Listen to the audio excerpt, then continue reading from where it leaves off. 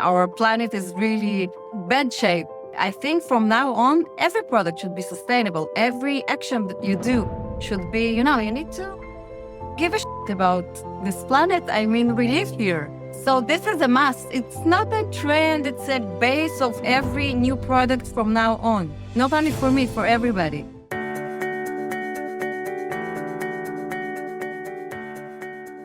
Hello and welcome to the Conscious Design Podcast. I'm your host, Ian Peterman, and I help turn product ideas into sustainable seven-figure businesses. Join me for another episode where sustainability meets innovation and business savvy. Today, I'm really excited to have Alona Komsky. She's the designer and co-founder of Akkoniq. They're a company that creates sustainable bag and related products. Welcome to the show. Thank you. Thank you for having me.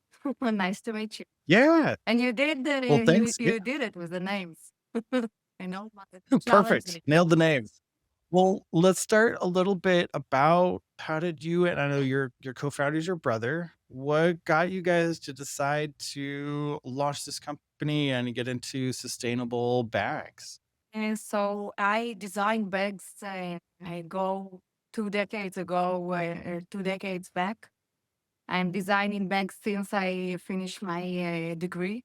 I study industrial design, and I worked for big companies, very familiar companies, leading in the video and photo market, designing bags. I didn't study bags to design bags, but that's how it happens. So that's where I was. And after 2 decades of really impressive career and really I had it all, at some point, I made a big change in my personal life. We both did. Me and my brother became vegan, and I started to live a really sustainable lifestyle as much as we can, right? I'm not a saint, but I'm trying.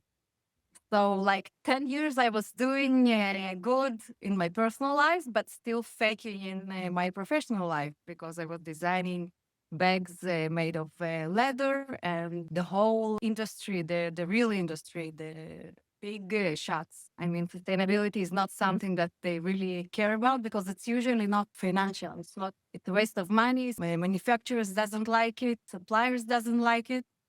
Of course, the owners and the shareholders, it's something that they really just don't interrupt me with your sustainability. So I lived like fake life. I mean, I was believing in something and I was doing something else in my professional life. At some point, I just couldn't do it anymore. I just decided that's enough. And well, I left with my profession, something my desire, my passion, something that I love. I love designing bags. And it was either continue designing bags, but according to my beliefs, according to my principles, or just stop designing because it is not a very pretty process. I mean, it does have its carbon footprint, or even when it's sustainable. So either do it in a way that it should be from like 10 years ago on. We almost played. Or just don't do it at all. So I decided to, actually, my brother was pushing me a long time ago to start my own company. He really believed in me being a very talented designer. If he would be here, he would probably say something like this. So he pushed me a long time ago to start my own company, but I didn't see a purpose, to have another brand of bags. What for? Another that will end up at the landfill. So, but at some point when my personal life and my professional life just couldn't continue anymore as it was for the last 2 decades, I realized that's what I need to do. I need to design sustainable products because I know how to design. I know how to design good. And I can actually democratize this sustainability to the people and make a real Right. impact. Yeah. Amazing. Well, yeah, I feel like you're not the first person that I've talked to that has this, they have a job and they make changes in their personal life. And then after a while they go, "Oh, well, I can't, it doesn't make sense. Why am I doing a It's double a life?" double standard. I can't live by a double standard. It's really difficult. It's like two separate lives. Right.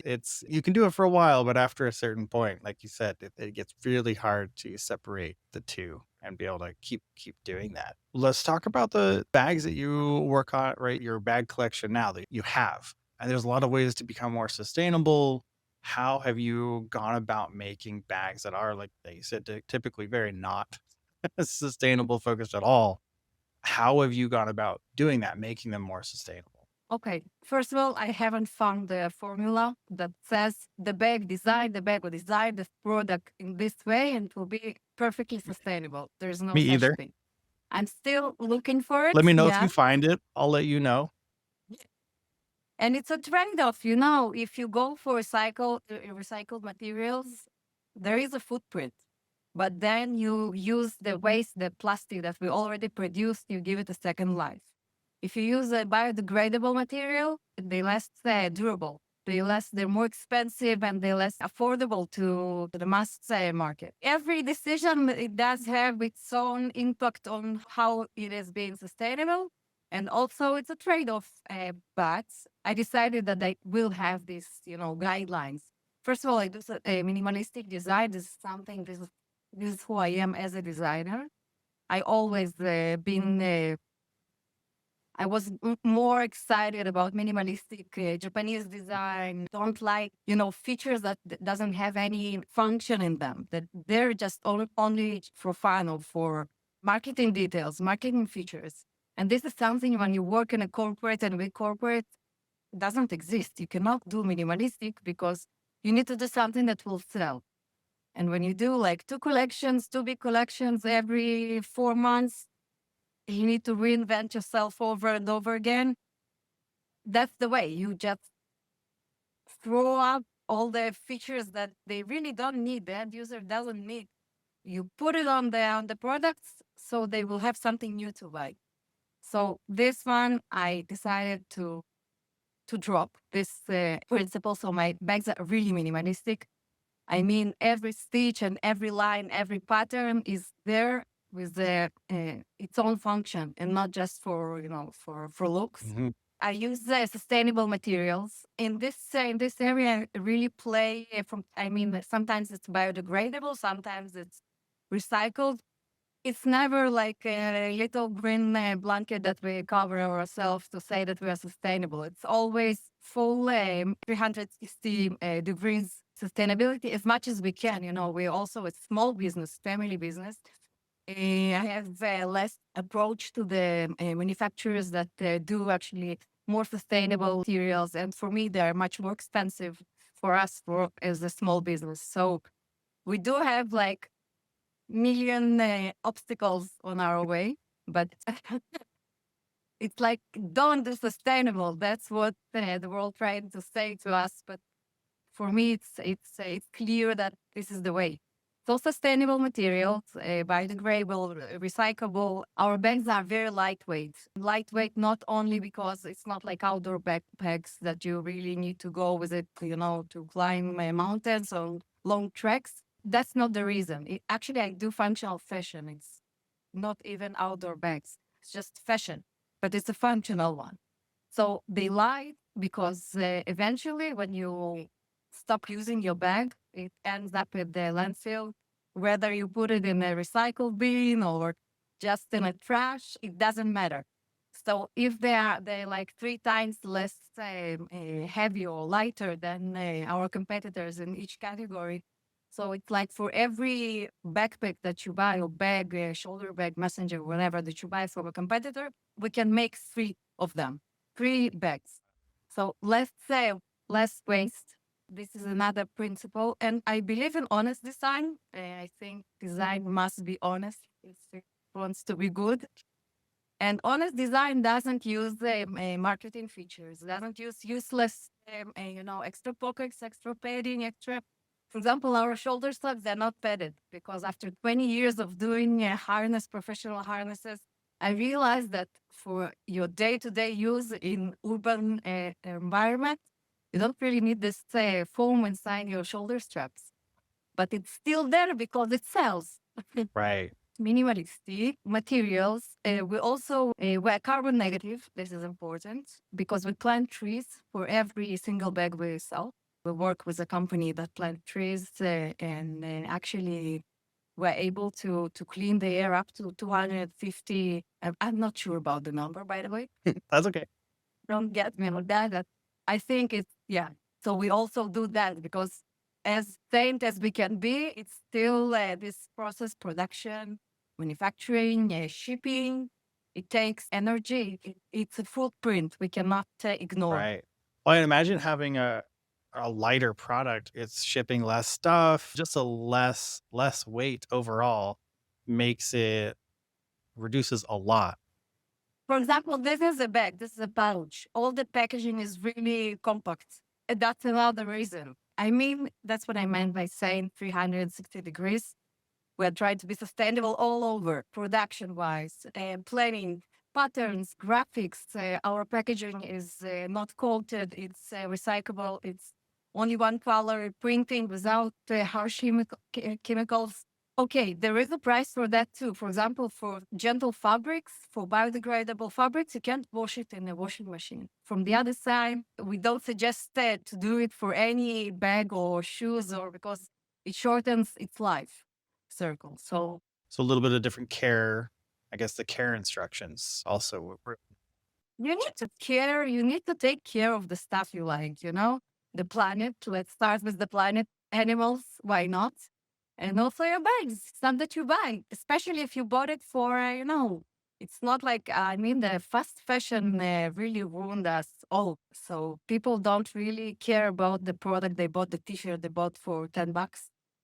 That's why. And it costs $10 not because it really costs that much. It costs $10 because someone else is paying the price.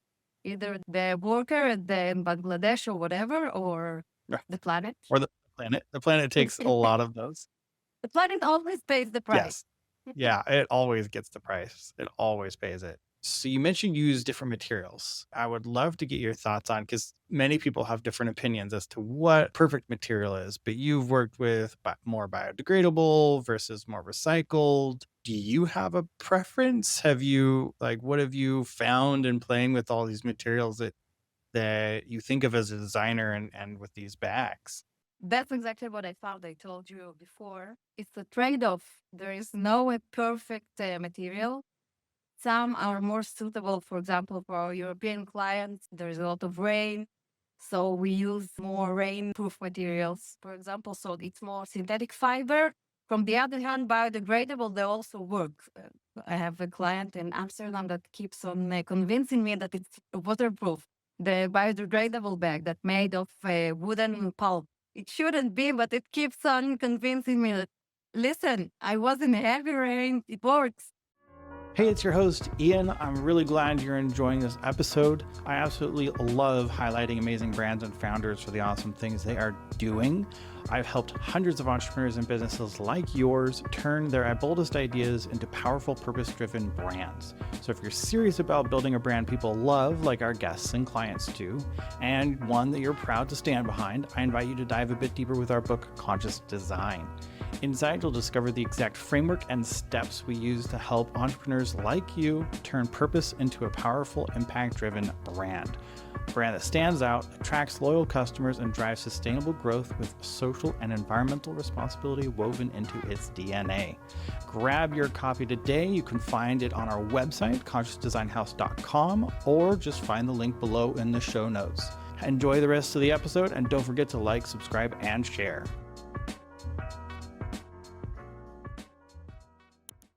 You're using 3 materials now. I would love your thoughts a little bit more on the 3D weaving, because I've started to talk to a few different people that are starting to use that. And so you're now another person that I've run into that is using that. My main understanding is that it is a lot less waste in how it makes the bags. But I'm curious about what drew you to that technology and what's making it useful and worthwhile for you.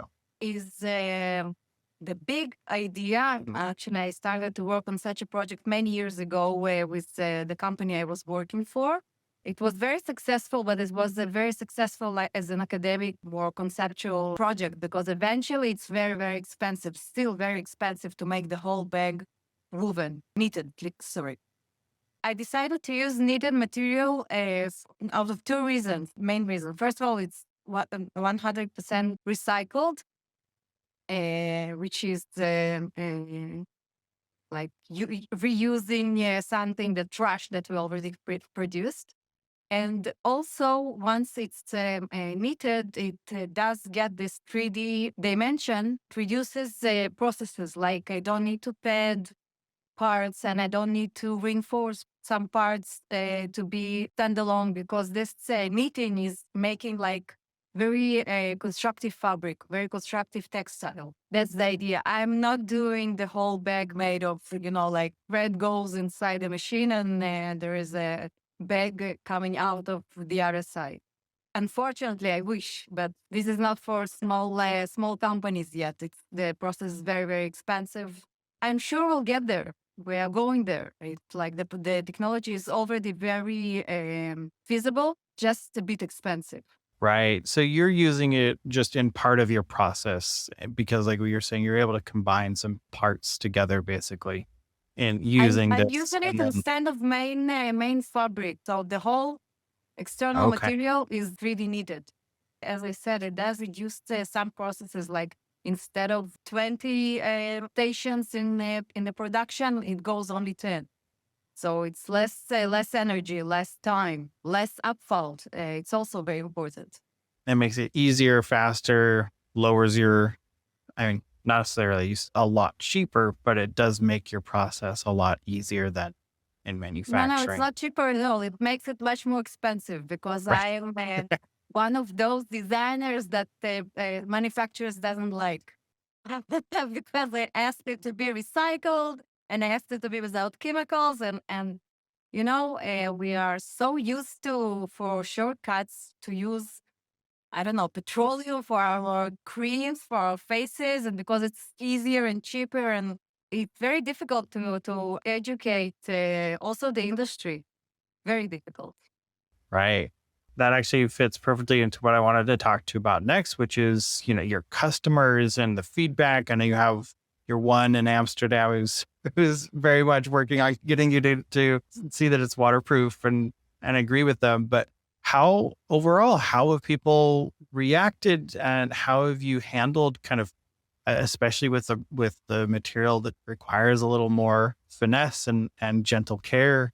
That's a little bit of a change compared to, at least from what I've seen people treat their bags, and it's not as, you're not as gentle to them. So how has it been, getting feedback from customers and helping educate them? So first of all, not all of our materials. It's only the Tyvek, the white bags that are really lightweight. They're like 23-liter. I don't know. Are you Canadian? You're Canadian, right? You use also American.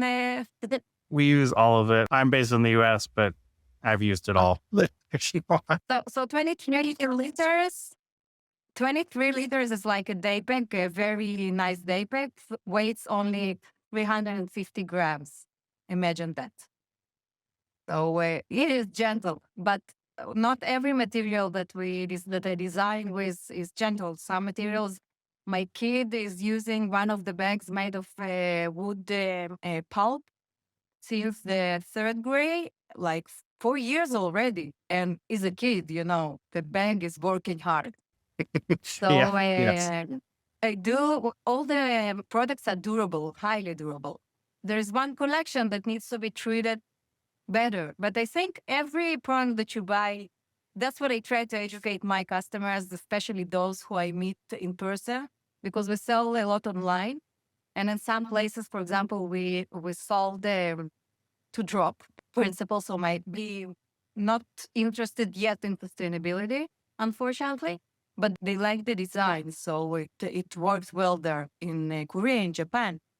So there I couldn't really educate. I can educate the seller person, the one who sells my product, but not for example, in my country, I really meet the customers, and this is really nice. So every time when I do explain for everyone's all who ask me at the fashion shows or fairs that we sell our products, that we meet people actually face to face. I do educate and I do explain that they need to take care of their bags, the products they buy, they need to love them and treat them well. so they will last. But not everyone can do it. There are some users that simply cannot, not gentle users, and it's okay because there is also a solution for them. And it's a long journey. It's like, I don't think I have the power to educate the whole system. But from the other hand, I do believe that every single step, I do see how it spreads. People know more and more about our brand, about the uniqueness and what we actually do, how we democratize the sustainability, because it's not very popular yet. And I think the design itself helps me a lot because they don't look like, they don't look like bags you would buy in a nature store or something like. I Right. simply don't compromise on design. It must be good design, a perfect, minimalistic, fine design, even if it's sustainable. Right. Well, that's something that I've seen more and more, and more people that I talk to. You can't just be sustainable. Like yes, you should be sustainable, but you have to, and I love that you do this, you have to design a good product. It's got to be useful. It's got to accomplish what you want to accomplish and be sustainable, rather than just, it's, like you said, it's something that's burlap or something that it looks like it's a sustainable product, and it doesn't look like something that you would want to wear in a fashion show. And so I think I love that you brought up getting into Korea, Asia, Japan, is that you got into those areas which are not as much, sustainability is not a selling point. You got in because of good design, and now you are selling a sustainable product to them, but they're not buying it because it's more sustainable. They're buying it because it actually looks good and it works, and they like. Exactly. This is my way to push sustainability, because first of all, I agree with you. Sustainability is not a trend. It's a must have. I think we are almost a long time ago. I think we passed this point where our planet is really in a bad shape. And I think from now on, every product should be sustainable. Every action that you do should be, you need to give a shit about this planet. I mean, we live here. Yeah, it's our home. So this is a must. It's not a trend. It's not it's a base of every new product from now on. Not only for me, for everybody. For those who don't care about sustainability or are not ready yet to accept the change, I don't push it. I don't think it should be violent and, veganism and we are vegan, but we don't push it in your face. The bags are vegan, 100%, which is not easy. It's not just leather. There are many oils and different colors that are produced from animals during the production that you don't even know. But we don't push it. It's not in your face. Just buy our bags because they look great. They are good design. They're functional, durable, chic, and it's a better product than the other. It's a great alternative for other products that are not sustainable. That's it. It's a functional fashion, just more gentle with this place we live. I like that. Yeah, it's a functional fashion that's nice to where you live. Like that's the goal. And like you said, as you play with different materials and you're working through this 3D knitting, like there's always going to be new materials and new technologies. And I'm sure at some point we'll get a material that's far closer to being sustainable. And then you can change to use that material, but you can retain the good design part where you actually want to use it. You want to buy it. You want to use it. You want to wear it. It is an object of desire. At least that's what my customer said to me. Yeah. Well, I mean, that's if you go to like, why do people buy things, right? You buy something because it either brings you joy or solves a problem. And if you're not meeting those two, like, yeah, you can sell something to someone, but if it's not bringing them joy or solving a problem, then it takes a lot of effort to sell them on it, and they're not going to care about it as much. And, you end up with, like what you said, $10 shirt, nobody cares about that. just throw it away because you're not invested. You don't care. There was Because no, it's easy, it's affordable, and it's there on your shelf in every store screaming, buy 3, get 10 for free. For free.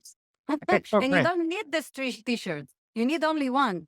But we became such a dumb consumers, all of us, that we just buy the sale. We go for the sale. We go for 3 for 10 and not only one that I really need. That's what I'm trying to change.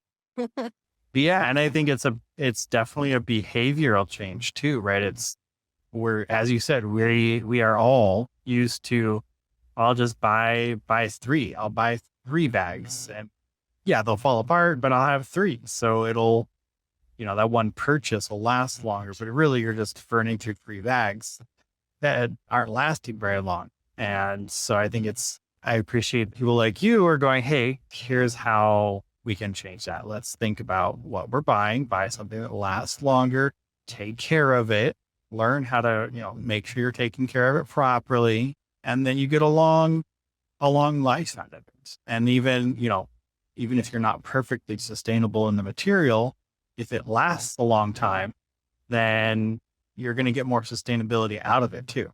I agree. So yeah, well, this has been awesome talking with you about your products. I love what you guys are doing. I love that you're exploring new materials. Excited to see where you are in a few years, see what new things you found and are playing with. Definitely, my journey just started. Really, I am designing bags for 20 years, but for this baby, I mean, it's all new and different, and I don't think I will ever. I mean, I keep looking and keep searching and then changing and improving. I think good design never ends. Needs to be, constantly improved. Yeah, well, that's a really good point. Good design never stops. And I think that's something that some people get locked into where they go, well, it has to be 100% perfectly sustainable or, don't do it. And I think it's okay. It's a process, and being okay with constantly improving is better, because then we actually get to move forward rather than kind of just being a stick in the mud and waiting for it to change all the way where And we're taking accepting the reality, and waiting for the end of the world to come. Right. No. No, that's not the best way to do it. I agree. Yeah. So for everybody who wants to find your guys' company, reach out, maybe if they have a cool material, want to show it to you and see what you think, what's the best way to reach out? Website or social media? We are everywhere. You can. Perfect. There is through our website is very comfortable. Social media, Instagram is very active. We're available 24/7.